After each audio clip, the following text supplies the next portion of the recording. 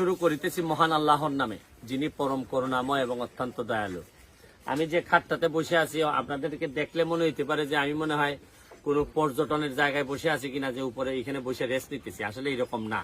এটা আমার বাড়ির পাশেই একটা গ্রাম, গুগাউড়া গ্রাম।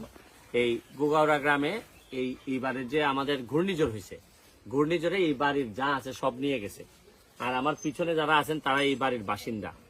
এখন যে কারণে আমার ভিডিওটা করা, আমাদের এইবার ঘূর্ণিঝড়ে প্রায় 150 থেকে 200 বাড়িঘর এইভাবে বিভিন্নভাবে ক্ষতিগ্রস্ত হয়েছে।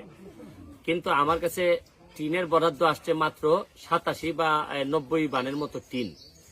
এখন এগুলা দেওয়ার পর আমার আরো দেখা যাইতেছে যে 70-80টা যেটা ইমার্জেন্সি, আমি তো অলরেডি যা আছে বন্টন করে ফেলছি।